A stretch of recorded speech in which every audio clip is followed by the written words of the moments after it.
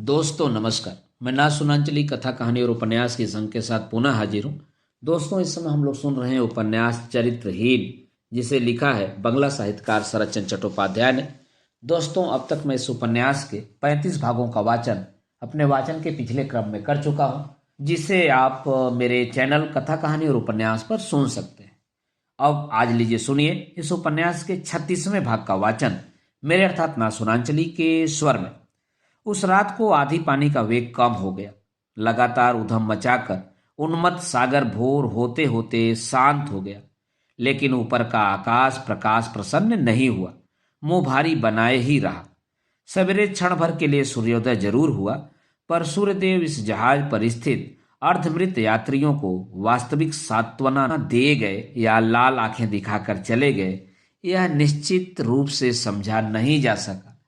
इसी समय दिवाकर बाहर आकर एक आराम कुर्सी पर लेट गया। न जाने क्यों आत्मग्लानि की ज्वाला आज उसको पहले की भांति जला नहीं रही थी। लज्जा का वारिधि भी आज वैसा दुस्तर नहीं जान पड़ा। कहीं पर मानो रहे रंग के पेड़ पौधों से भरा हुआ एक धुंधला सा किनारा उसे दिखाई पड़ने लगा। हृदय का असह्य बोझ इस प्रकार जब हल्का हो गया, तब स्थिर होकर दिवाकर फिर एक बार किरणमयी के तर्क पर सहानुभूति पूर्वक विचार करने लगा। कल रात को किरणमयी ने यह कहकर तर्क किया कि हम लोग यथार्थ में अन्याय तभी करते हैं जब किसी को उसके न्यायोचित अधिकार से वंचित करते हैं। इसीलिए किसी कार्य में प्रवृत्त होने के पूर्व यही देखना आवश्यक है कि हम किसी के सच्चे अधिकार में हाथ डाल रहे हैं या नहीं। फिर यह अधिकार जैसा बाहर है, भीतर भी वैसा ही है। अपने ऊपर भी अपना एक सच्चा अधिकार है। अपना होने के कारण वह किसी से तुच्छ नहीं है। उस अधिकार के बाहर किसी का हस्तक्षेप सहना अपने ऊपर अन्याय करना है। यही मेरी बात है।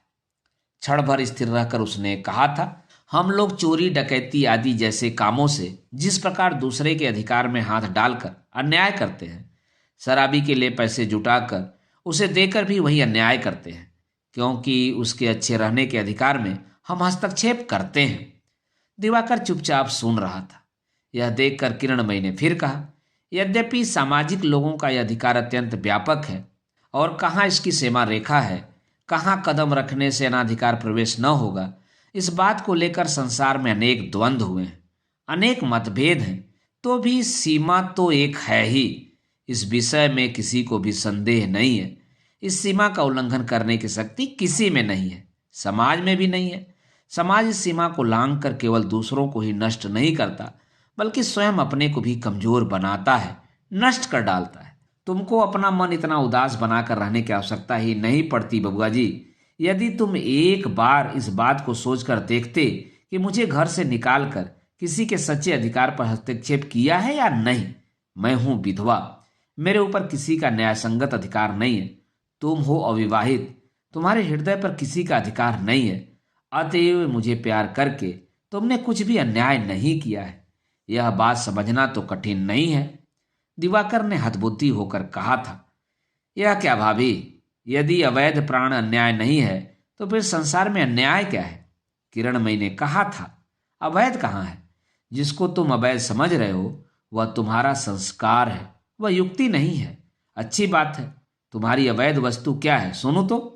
दिवाकर ने उत्तेजित होकर उत्तर दिया था, जो विवाह के द्वारा सुपवित्र नहीं है, जिसको समाज स्वीकार नहीं करता, जिसे आत्मीय स्वजन इष्ट मिष्ट घृणा की दृष्टि से देखेंगे, वही अवैध है। यह तो एक सीधी सी बात है। किरणमयी ने हंसकर उत्तर दिया था, सीधी बात कहाँ है। जरा विचार करके देखने से ज्ञात हो जाएगा कि सीधी बातें भी ऐसी टेढ़ी हो जाती हैं कि दुनिया की बहुत सी टेढ़ी वस्तुएं भी उसके सामने हार मान जाती हैं। तुमको तो मैंने अनेक बार कहा है बबुआ, तुम्हारा यह सुपवित्र अपवित्र ज्ञान संस्कार है, युक्ति नहीं है। इस संसार में ही स्त्री पुरुष के ऐसे अनेक मिलन हुए हैं जिन्हें किसी प्रकार भी पवित्र नहीं कर सकते। मैं इस संबंध में उदाहरण देकर बात बढ़ाना नहीं चाहती। तुम्हारी इच्छा हो तो इतिहास पुराण पढ़कर देखो। फिर भी उस मिलन को समाज ने स्वीकार कर लिया था और अंत में वे विवाह के मंत्रों से भी सुपवित्र बना दिए गए थे। बबुआ जी, हमारे पाथुरिया घाट के उस मकान के पास कभी कंड मुनि का आश्रम रहता तो शकुंतला ने जो कांड कर डाला था उसके कारण केवल मुनि महाराज को ही अपने भाई बंधुओं के साथ नहीं बल्कि पथुरिया घाट के सभी लोगों को जाति से च्युत हो जाना पड़ता। कहाँ उस प्रेम कहानी को पढ़ने में तो किसी भी सती साध्वी का मुखमंडल लज्जा से लाल नहीं हो जाता। नहीं नहीं, तुम घबराओ मत बबुआ, मैं सती साध्वी स्त्रियों पर कटाक्ष नहीं करती अथवा इस युग से उस युग की तुलना भी नहीं करती। यह युग यही युग बना रहे और वे लोग जहाँ हैं वहीं अच्छे होकर रहें, मुझे किसी में आपत्ति नहीं है। लेकिन उस युग की शकुंतला को इस युग के स्त्री पुरुष किस कारण अपने हृदय में बुरी कहकर घृणा नहीं कर सकते, यही एक विचित्र बात है। क्षण भर चुप रहकर उसने कहा, घृणा क्यों नहीं कर सकते जानते हो बबुआ जी? केवल इसलिए वे घृणा नहीं कर सकते बबुआ कि उनका मिलन चाहे जैसा भी क्यों न रहा हो, मिलन के आदर्श को उन्होंने शुद्ध रूप में ही रखा था।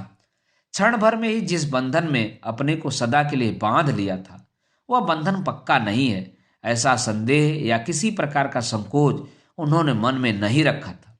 वास्तविक बात क्या है, इस पर अच्छी तरह विचार करके देखो। दिवाकर को एक बात भी अच्छी नहीं लगी थी। उसने असहिष्णु होकर कहा, आदर्श चाहे जैसा क्यों न हो, आजकल का समाज इसे स्वीकार न करेगा और जिसकी समाज से स्वीकृति न मिलेगी वह चाहे वैध हो या अवैध हो, उसके द्वारा समाज पर आघात ही पहुंचेगा। समाज में रहकर समाज पर आघात करना और आत्महत्या करना दोनों बराबर है। किरणमयी ने उत्तर दिया था, बबुआ जी, समाज पर आघात करना और समाज के अविचार पर आघात करना एक वस्तु नहीं है। तुमको तो मैं पहले ही बता चुकी हूं कि सब वस्तुओं में ही सच्चा अधिकार रहता है। समाज उद्धत होकर तब सत्य की सीमा को लांघता है, तब उस पर आघात करना ही उचित है।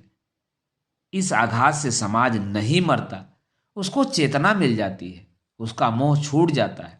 लिखना पढ़ना सीखने के लिए हो या देश के लिए ही क्यों न हो, बिलाया जाना समाज ने स्वीकार नहीं किया है। इसके कारण उसे बार बार चोटें खाने पड़ी हैं।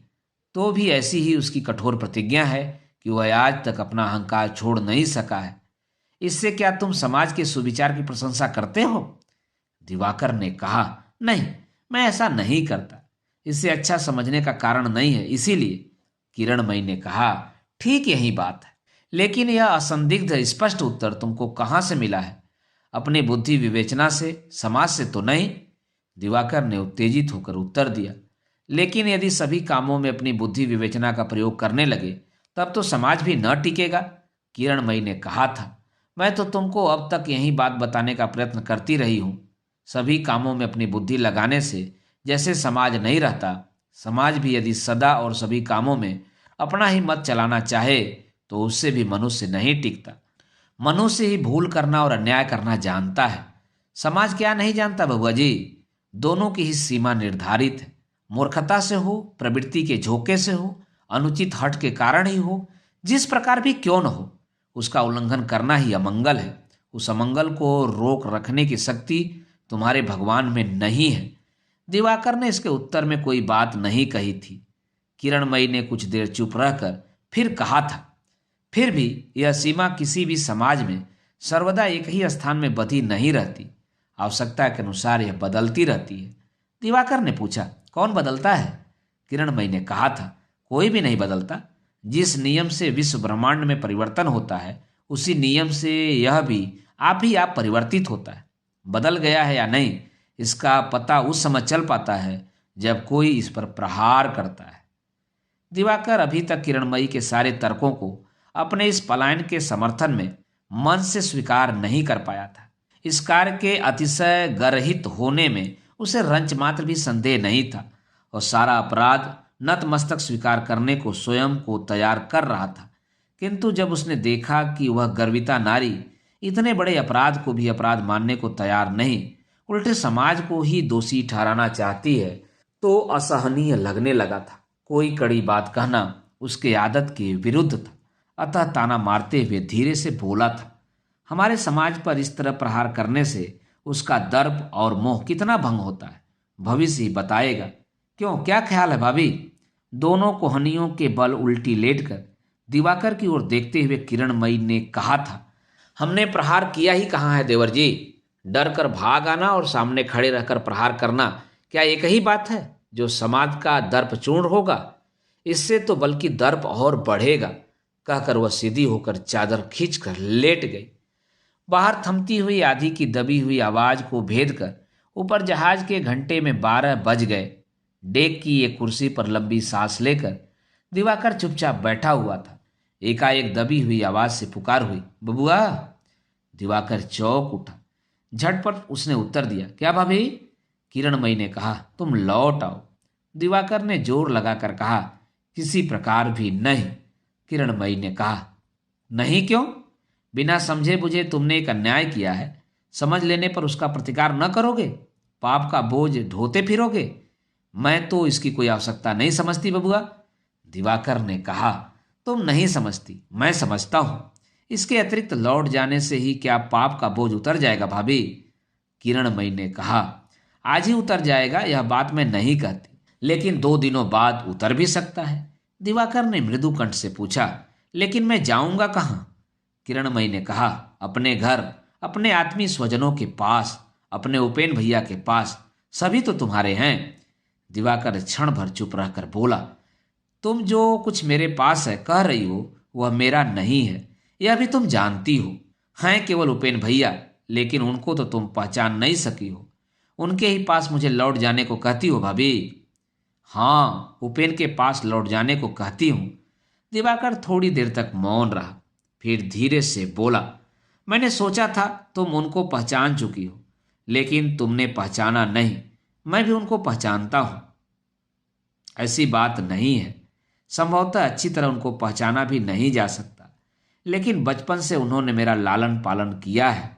अतः मैं इतना समझ गया हूं कि अब इसके बाद उनके सामने जाकर खड़े होने की अपेक्षा मेरे लिए आग में कूद जाना ही सरल है। एकाएक किरणमयी चकित हो उठी। दिवाकर के मुंह की ओर देखकर बोली, क्यों? वह इतने निष्ठुर हैं? जो अपराध तुम्हारा नहीं है उसको समझाकर बताने से भी क्या वे तुम्हें दंड देंगे? यह बात कभी संभव नहीं हो सकती बबुआ जी। किरणमयी के आकस्मिक उत्साह के प्रति दिवाकर ने ध्यान नहीं दिया। दीवार पर जो बत्ती टंगी हुई थी उसी की ओर देखता हुआ अनमनस की भांति धीरे से बोला, उनको कोई बात समझाकर कहने की आवश्यकता नहीं पड़ती। न जाने किस प्रकार वे सब कुछ जान जाते हैं। अवश्य ही मैं तुम्हारी तरह यह नहीं सोच सकता कि मेरा दोष नहीं है, लेकिन यदि तुम्हारी ही बात ठीक हो, यदि सचमुच ही मैं निर्दोष हूं, तो उस दशा में जिस दिन मैं उनके पास जाकर खड़ा हो जाऊंगा उसी दिन वे जान लेंगे, लेकिन मैं खड़ा न हो सकूंगा। तुमने दंड की बात कही थी, तो मैं कैसे जानूं भाभी कि वे कैसा दंड मुझे देंगे? अब तक कभी भी उन्होंने मुझे कोई दंड नहीं दिया। वह कुछ और न कह सका, दोनों हथेलियों से आंखें ढककर चुप हो गया। किरणमयी ने कोई बात नहीं कही। दोनों नेत्र खोलकर उसके मुख की ओर निहारती रही। उसके हृदय में जो विप्लव चल रहा था उसको केवल अंतर्यामी ही जान सके। थोड़ी देर के बाद दिवाकर ने बात कही। अत्यंत व्यथित कंठ से वह कहने लगा, कल तुमने कहा था कि तुम उपेन भैया का सिर नीचा कर दोगी। उस दिन रात के समय तुम लोगों में क्या बातें हुई थीं, किस क्रोध में आकर तुमने बात कही थी, इसे मैं अभी तक समझ नहीं सका।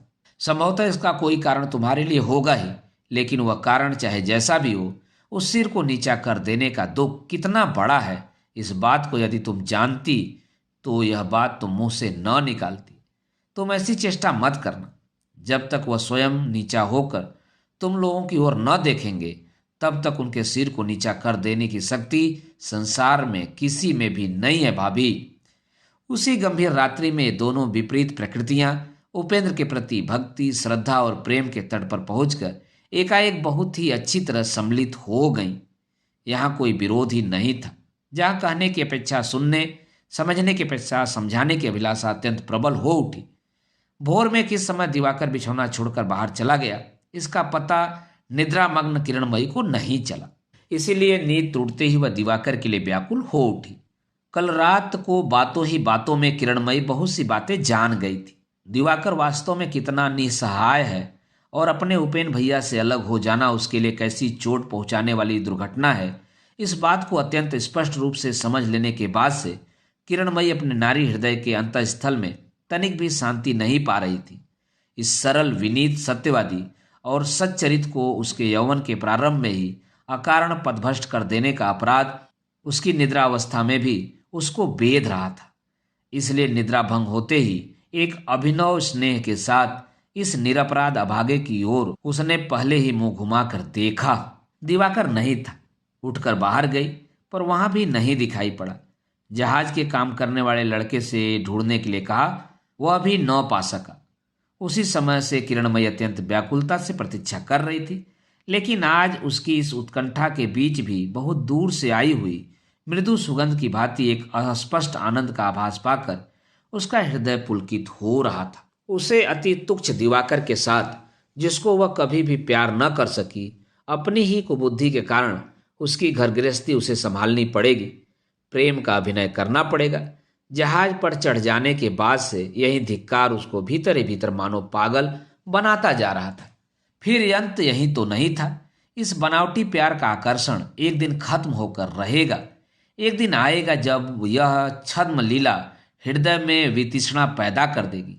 यह सीख उसे डॉक्टर अनंग मोहन से मिल चुकी थी। उस दिन प्राणांतकर घृणा का जो फंदा सनई सनई उसके गले में कसता जाएगा, उसे वह कौन से अस्त्र से काट कर फेंकेगी, यही दुश्चिंता उसे खाए जा रही थी। लेकिन कल गंभीर रात्रि में उपेंद्र के राज सिंहासन के नीचे बैठकर संधि पत्र पर जब दोनों हस्ताक्षर हो गए, तब मानो उसकी निद्रा भंग हो गई और इस निरीह लड़के के लिए करुणा और व्यथा से वह इधर जिस प्रकार व्यथित हो उठी थी, उसी प्रकार इस असंभावी घृणा से मुक्ति पाकर मानो वह बच गई। कमरे में अकेली बैठकर लंबी सांस छोड़ती हुई बार बार यही बात कहने लगी, अब मुझे भय नहीं है, मुझे कोई भय नहीं है। जिसको मैं प्यार न कर सकूंगी, कम से कम स्नेह देकर ही उसके मन की कालिमा तो बहुत कुछ पोंछ सकूंगी। तो भी एक भय उसके हृदय में झांकने लगा। बाद में प्रलोभन को न रोक सकने के कारण दिवाकर पतंगे की भांति जल मरने को कटिबद्ध हो जाए तो क्या गति होगी। उसके रूप के आकर्षण में कैसी अमोघ शक्ति है, यह बात तो उससे छिपी नहीं थी। उसे अपने मृत पति की बात स्मरण हो आई। वही नीरस कठोर विद्या का मूर्तिमान अभिमान। उसके पास तो वह एक दिन भी न जा सकी थी, तो भी उसके दिन कटे ही थे। लिखने पढ़ने, भात पकाने, सास की झिड़कियां सुनने और घर के कामकाज करने में ही दिन व्यतीत हो जाता था। फिर रात में थकावट से चूर होकर किसी समय वह सो जाती थी। फिर प्रभात होता, फिर रात आती। इसी प्रकार महीने पर महीने, वर्ष पर वर्ष बीत गए थे। भीख मांगने के लिए कोई भिखारी मकान में नहीं आया। किसी पड़ोसी ने भी आकर नहीं पूछा कि तुम कैसी हो। एक दिन के लिए भी सूर्य किरणों ने प्रकाश नहीं दिया। एक क्षण के लिए भी आकाश की वायु ने मार्ग भूलकर प्रवेश नहीं किया। तो भी 10 साल का लंबा समय बीत गया था। उसको अपने माँ बाप की बात तो स्मरण नहीं पड़ती, केवल स्मरण पड़ती है बाल्यावस्था में कालना के पास के एक छोटे गांव में रहने वाले दुखी मामा के घर से बहू के वेश में निकलकर उसने इस अंधेरे घर में प्रवेश किया था। पति ने छात्रा के रूप में उसे ग्रहण किया था।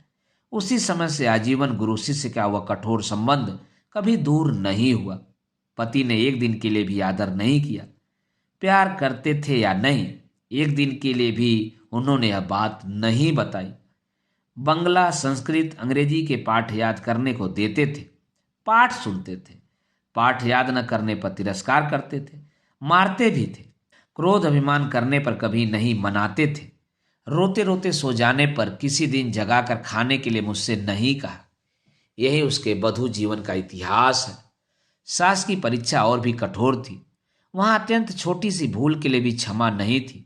अघोरमयी ने अपने रसोई घर की कलछी सड़सी से लेकर जलती हुई लकड़ी तक के चिन्ह इस छोटी बहू के शरीर पर अंकित कर दिए थे।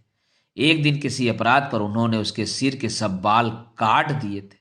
दुख से, अभिमान से जब बहू रसोई घर के एक कोने में मुंह ढक कर फुट फुट रोने लगी थी, तब पीठ पर जलती हुई लकड़ी से मारकर उन्होंने चुप रहने का आदेश दिया था। जल जाने का वह घाव ठीक होने में 1 महीने का समय लगा था। एकाएक वही घाव मानो फिर रिसने लगा।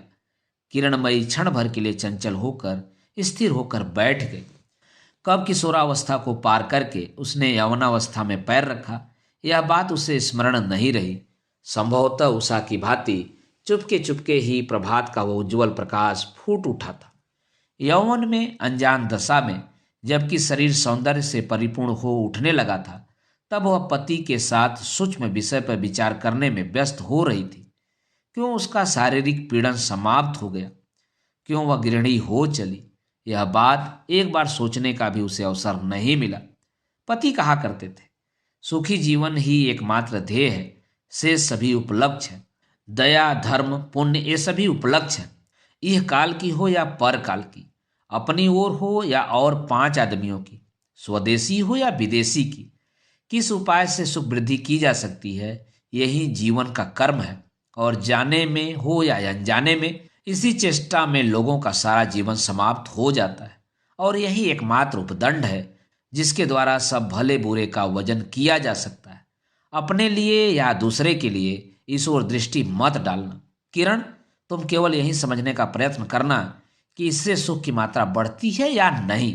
किरणमयी कहती, ठीक ऐसा ही करूंगी, लेकिन किस प्रकार मैं जानूंगी कि मेरे कामों से संसार में सुख की समष्टि बढ़ रही है? सुख का स्वरूप तो सबकी दृष्टि में एक सा नहीं होता। हारान अपनी शून्य दृष्टि से पल भर तक जालों तथा कालिक से भरी कड़ियों की ओर देखकर कहते, खंड खंड करके देखने से तो एक नहीं है, लेकिन समग्र रूप से देखने से एक ही है। तुमको इसी पर विचार करना चाहिए। किरणमयी के लिए सुख का कोई रूप स्पष्ट नहीं था। वह असहिष्णु होकर बोल उठती, खंड खंड करके या समग्र रूप से, ये सब बातें केवल कहने के लिए ही हैं। अपने को सुख कैसे मिलता है, इसी बात को अच्छी तरह से मनुष्य समझ सकता है, वह भी सब समय सब अवस्थाओं में नहीं। जबकि अपने संबंध में मनुष्य भूल से नहीं बच पाता, तब सारे विश्व का दायित्व हाथ में लेने का साहस जिसे हो, होने दो। मुझे तो ऐसा साहस नहीं होता। उस पार के वे जूट मिल वाले संभवतः सोचे कि काशी के सभी मंदिरों में जूट मिले खड़ी कर देने से मनुष्य के सुख में मात्रा बढ़ जाएगी। लेकिन सभी क्या ऐसे ही सोचेंगे? सुख नामक वस्तु क्या है, यह बात जब मुझे समझाकर न बता सकोगे, तब तक मैं तुम्हारी कोई बात नहीं सुनूंगी।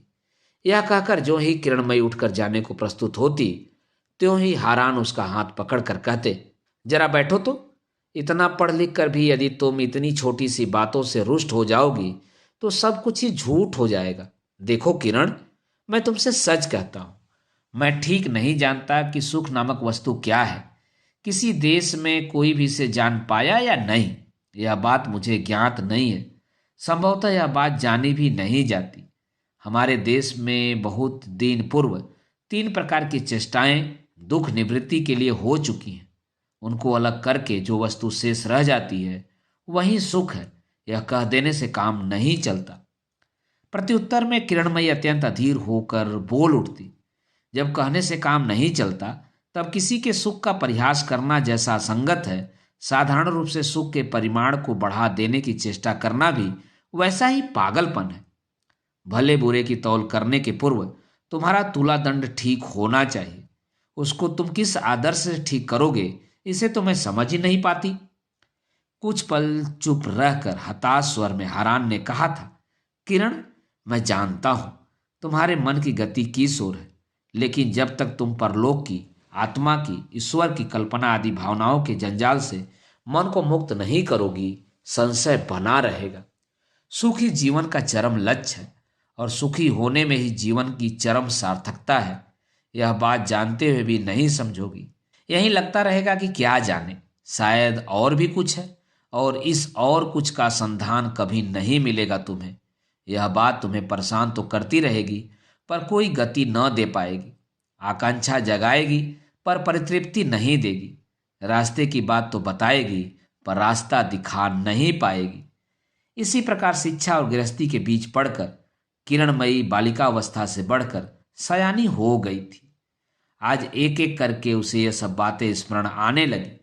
इसी प्रकार उसकी विचार प्रक्रिया जब वर्तमान दुख को लांघकर बहुत दूर जाकर अतीत के अगाध अतल दुख के सागर में डूबती हुई गोते खा रही थी, उसी समय दिवाकर शुष्क म्लान मुख लिए केबिन के भीतर आया। उसको देखते ही किरणमयी के दुस्वप्न का नशा पल भर में हट गया। वह अपने मुंह को स्नेह की हंसी से उज्जवल बनाकर तिरस्कार के स्वर में बोली, क्या बात है, बताओ तो बबुआ जी, किस धुन में घूम रहे हो? क्या खाना पीना नहीं होगा? तुम तो अच्छे लड़के हो भाई। उसके कंठ स्वर से दिवाकर इतने दिनों के बाद चौंक पड़ा। अचानक उसे लगा मानो कितने ही सहर्ष वर्ष बीत चुके हैं। भाभी का ऐसा स्वर उसे सुनने को नहीं मिला। उस स्वर में आक्षेप की ज्वाला नहीं थी। जो स्वर सचमुच ही स्नेह की वेदना से कोमल होकर निकलता है, वहां मनुष्य के कान भूल नहीं करते, किसी तरह उसे पहचान लेते हैं। दिवाकर अभिभूत की भांति निहारता रहा। किरणमयी ने फिर मुस्कुरा कर कहा, सवेरे से अब तक तुम कहाँ थे? दिवाकर ने धीरे से कहा, नीचे। नीचे? इतनी देर तक नीचे क्यों बैठे रहे? एक बार ऊपर आकर कुछ खा जाने का अवकाश तुम्हें नहीं मिला? प्रत्युत्तर में दिवाकर केवल मौन होकर टकटकी बांधे देखता ही रहा। किरणमयी ने पूछा, तुम नीचे क्या कर रहे थे? उसके मुख पर बड़ी बहन का वही निर्मल स्नेह हास्य था। स्नेह की वैसी ही मधुरता थी जिसे कलकत्ता आकर किरणमयी से पाकर दिवाकर कृतार्थ हो गया था। आनंद से दिवाकर के नेत्रों में आंसू छलछला आए। उसने किसी प्रकार रोक कर कहा, भाभी, नीचे एक बंगाली अपनी स्त्री के साथ लिए अराकान जा रहा है। उनका वहां मकान भी है। किरणमयी ने कहा, क्या कहते हो बबुआ? दिवाकर ने कहा, मैं सच कहता हूं भाभी, वे लोग बड़े अच्छे आदमी हैं। किरणमयी उसकी बात के बीच में ही बोल उठी, तो ऐसी अवस्था में हम लोग उनके ही मकान में जाकर ठहर सकते हैं। उनकी स्त्री के साथ मेरा परिचय क्या तुम करा सकते हो? दिवाकर ने प्रसन्न होकर कहा, क्यों नहीं करा सकता? मकान वाली कह रही थी कि तुम्हारे साथ एक बार। किरणमयी ने आश्चर्य में पढ़कर पूछा, मकान वाली कौन है बबुआ? दिवाकर ने कामनी का संक्षिप्त परिचय देकर कहा, हरीश बाबू इसी नाम से अपनी स्त्री को पुकारते हैं। उनका अपना एक मकान भी तो है। सुनकर किरणमयी मौन हो गई, क्योंकि मकान वाली शब्द इससे पूर्व कलकत्ता में नौकरानियों के मुंह से जिन मकान वालियों के लिए उसने सुना था, उनमें से कोई भी भले घर की गृहिणी नहीं थी। इसलिए दिवाकर जब उनको अपने साथ यहाँ लाने के लिए तैयार हुआ तो उस समय किरणमयी ने तनिक हंसकर स्निग्ध स्वर से कहा, वे लोग अच्छे आदमी तो हैं न बबुआ? दिवाकर उसी क्षण गर्दन हिलाकर आवेग के साथ बोला, बहुत ही अच्छे आदमी हैं वे लोग भाभी, एक बार बातचीत करने से। किरणमयी ने कहा, तो आज रहने दो, किसी दूसरे दिन। दिवाकर सिर हिलाकर बोला, नहीं भाभी, मैं तुम्हारे पैरों पड़ता हूं। वह इसी समय आना चाहती हैं, जबकि उनके ही मकान में जाकर ठहरना पड़ेगा, तब भाभी जाऊं उनको बुलाने? यह कहकर दिवाकर अत्यंत अधीर होकर उठ खड़ा हुआ और साथ ही उसके नेत्रों और कंठ स्वर से छोटे भाई का स्नेह भरा हट निकलकर मानो किरणमयी की भूल को गर्म सूल की तरह बनाकर उसके हृदय में बीध गया। एकाएक प्रबल शोक भरी लंबी सांस उसके गले तक उमड़ पड़ी और निकलते हुए आंसू को छिपाने के लिए किरणमयी ने किसी प्रकार कहा, अच्छा तो जाओ। यह बात सच है कि किसी अपरिचित स्थान को जाने के मार्ग में कोई मित्र या साथी मिल जाए तो यह सौभाग्य की बात ही मानी जाती है। अंत में यही विचार करके संभवतः उसने दिवाकर के व्यग्र अनुरोध को स्वीकार किया था। लेकिन जब वह सचमुच ही उसे बुलाने के लिए जल्दी बाहर चला गया तो उस समय अपनी स्थिति को स्मरण करके किरणमयी को बड़ी लज्जा जान पड़ने लगी। जो आकर उपस्थित होगी वह बंगाली औरत है, उम्र बड़ी हो चुकी है, कौन जाने उसके नेत्रों को धोखा देना संभव होगा या नहीं। दिवाकर की आयु के साथ उसकी आयु की तुलना करने से बंगाली समाज की दृष्टि में अच्छी न जचेगी। केवल इसी बात का विचार करके किरणमयी लज्जा से संकुचित हो उठी। थोड़ी ही देर बाद दिवाकर के पीछे पीछे मकान वाली आ पहुंची। उसकी ओर दृष्टिपात करने के साथ ही किरणमयी को पता चल गया कि यह भले घर की स्त्री नहीं है। जो स्त्रियां कलकत्ता में दासी वृत्ति करके जीवन निर्वाह करती हैं, यह उन्हीं में से एक है। उसकी छाती के ऊपर से एक बोझ हट गया।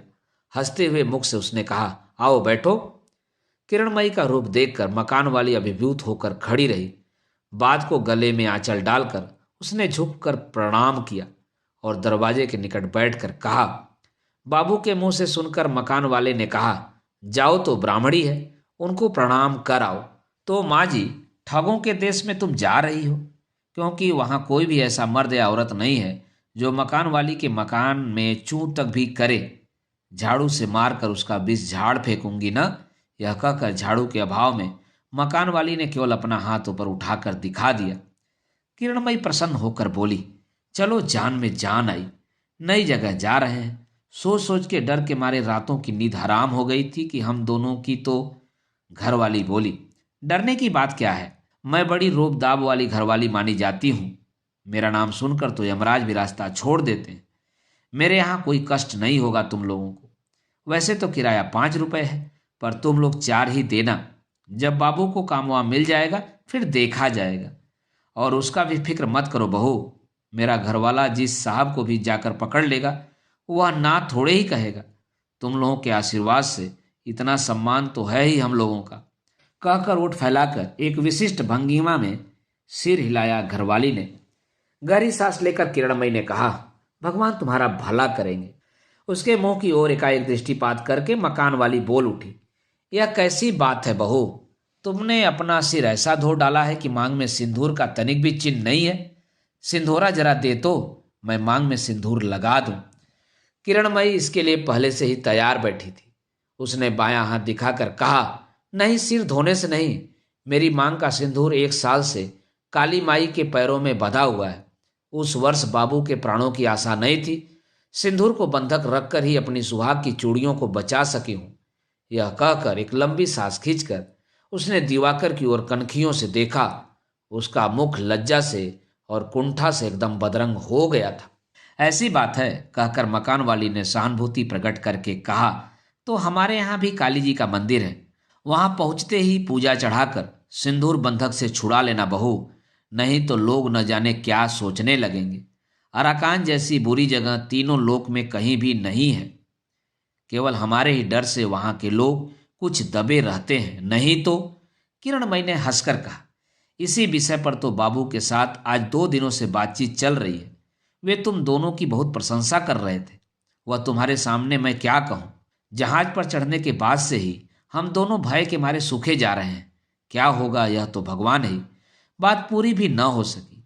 भय कैसा माँ जी, कहकर अभय प्रदान करके मकान वाली अपनी बड़ाई की झड़ी लगाने लगी।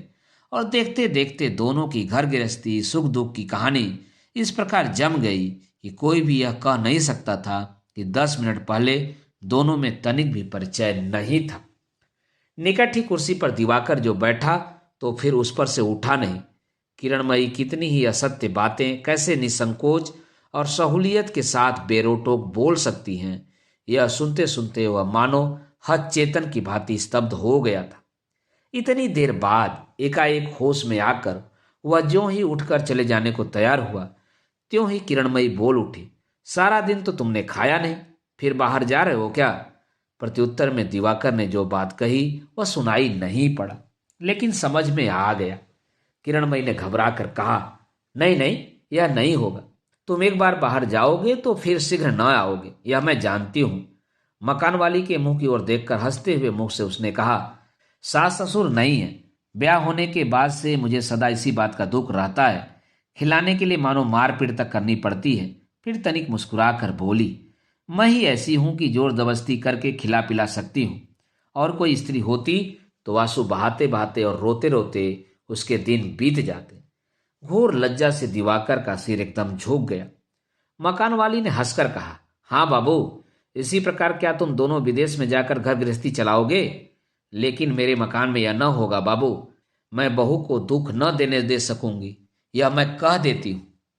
किरणमयी के मुंह की ओर देखकर वह एकाएक पूछ बैठी, हाँ बहू, बाबू संभवतः तुमसे उम्र में बहुत बड़े नहीं हैं, सामान्य उम्र के जान पड़ते हैं, ठीक है ना। किरणमयी ने उसी क्षण सिर हिलाकर कहा, कुलीन ब्राह्मण का घर ही तो है। मैं ही आयु में बड़ी न हुई, यही मेरा सौभाग्य है। हम दोनों एक ही उम्र के हैं। बैसाख में उनका जन्म हुआ था और मेरा जन्म आषाढ़ में हुआ था। यही सिर्फ 2 महीने ही तो ये बड़े हैं। बहुत से लोग तो मुझे ही आयु में बड़ी बताते हैं। यह कैसी लज्जा की बात है। यह कहकर किरणमयी मुंह बंद करके मुस्कुराने लगी। मकान वाली इस हंसी में सम्मिलित नहीं हुई, बल्कि गंभीर मुंह से उसने कहा, कुलीन घर के लिए लज्जा की क्या बात है। सुनती हूं 10 वर्ष के वर के साथ 50 वर्ष की बुढ़िया का भी ब्याह हो जाता है। भले ही हो जाए, इसके लिए कोई बात नहीं। वहां जाकर पूजा चढ़ाकर सिंदूर चूड़ी पहन लेना, नहीं तो सुहागिन की तरह नहीं जान पड़ती हो। अब मैं जाती हूं, तुम लोग खाओ पियो, फिर संध्या के बाद आऊंगी। यह कहकर किरणमयी के पैरों की धूली सिर पर चढ़ाकर वह उठ खड़ी हुई। दोस्तों, अभी आप सुन रहे थे उपन्यास चरित्रहीन के 36वें भाग का वाचन मेरे अर्थात ना सुनांचली के स्वर में। दोस्तों, इस उपन्यास के आगे के भागों का वाचन आप मेरे वाचन के अगले क्रम में सुन सकते हैं, तो जुड़े रहिए कथा कहानी और उपन्यास के साथ। धन्यवाद। नमस्कार।